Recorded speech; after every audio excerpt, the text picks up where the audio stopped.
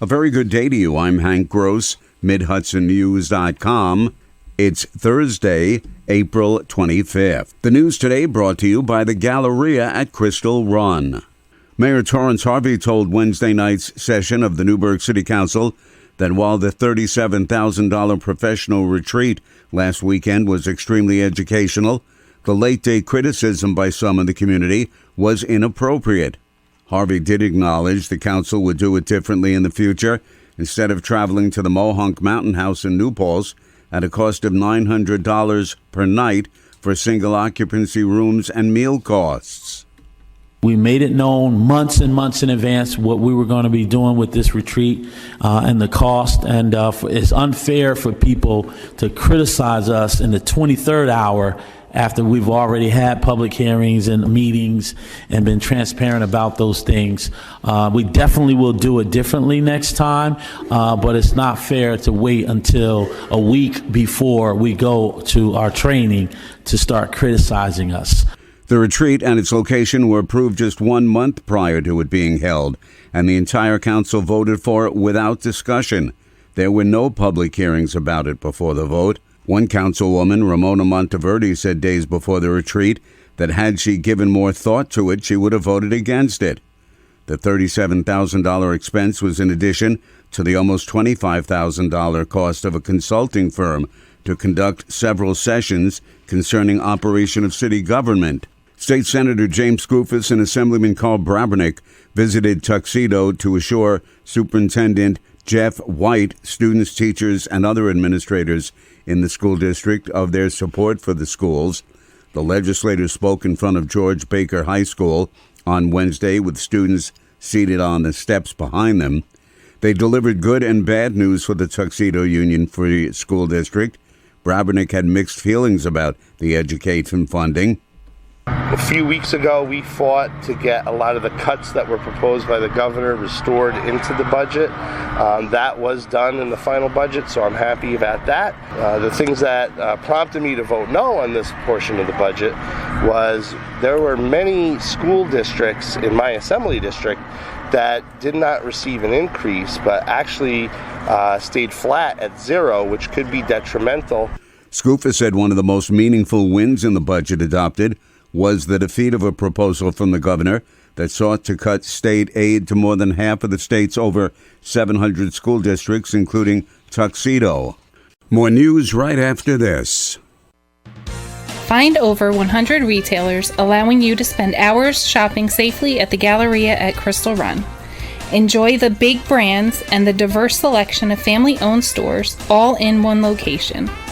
The Galleria at Crystal Run offers dining options for everyone with Fuji 110 Grill, Allen's Mediterranean Grill, and Peru Cuisine. Discover the Mid-Hudson Valley's premier shopping, dining, and entertainment destination, the Galleria at Crystal Run. For more information, follow us on Instagram, Facebook, or visit GalleriaCrystalRun.com. The National Tree Planting Day, known as Arbor Day, is a source of pride for the Poughkeepsie Rural Cemetery. The cemetery has been accredited through the ArbNet Arboretum Accreditation Program and the Morton Arboretum for achieving particular standards of professional practices deemed important for arboreta and botanical gardens. To celebrate, the cemetery is planting 23 new trees on Arbor Day, recognized this year as Tomorrow. Poughkeepsie Rural Cemetery received Level 1 recognition and is now recognized as an accredited arboretum, says Superintendent Brian Berrien.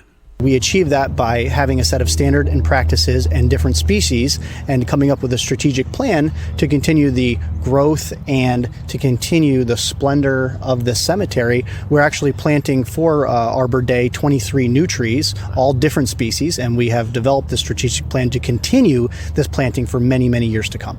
Berrien says the purpose of the Arboretum is to preserve and enhance the collection of trees and plants that serve as the backbone of the 165-acre rural cemetery. The city of Kingston has taken the first step in what could be a lengthy process to ask the state for permission to establish a school speed zone camera program.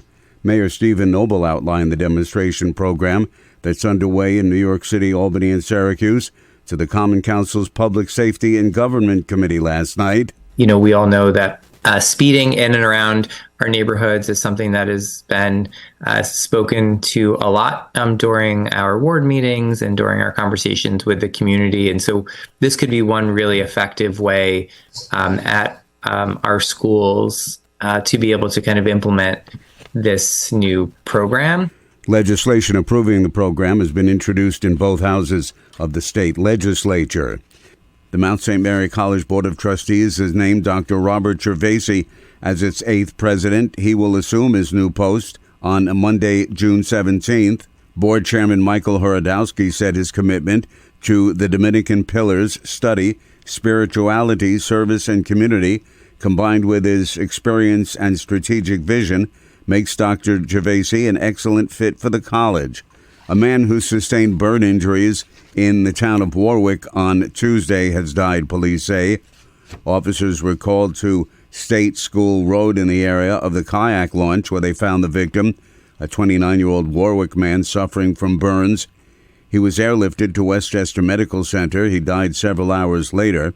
Officers interviewed several people who were in the area at the time. Police Chief John Rader says, although it's early in the investigation, all indications are that this was a mental health incident and foul play is not suspected.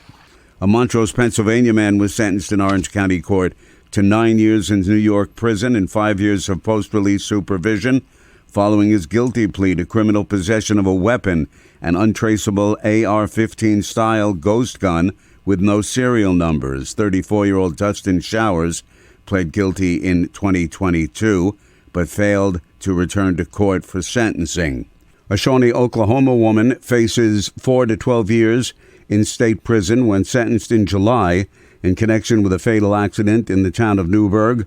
45-year-old Nicole Hoke pled guilty in Orange County Court to aggravated vehicular homicide. It's alleged at around 10 p.m. on July 24, 2023, she crashed her vehicle into another one on Route 9W, resulting in the death of one person in the other vehicle being killed and another sustaining serious injuries. Hoke told police she was driving to her hotel from a New Paltz bar where she'd been drinking. A blood test revealed her blood alcohol content was twice the legal limit at 0.16%. I'm Hank Gross, MidHudsonNews.com. The news today brought to you by the Galleria at Crystal Run.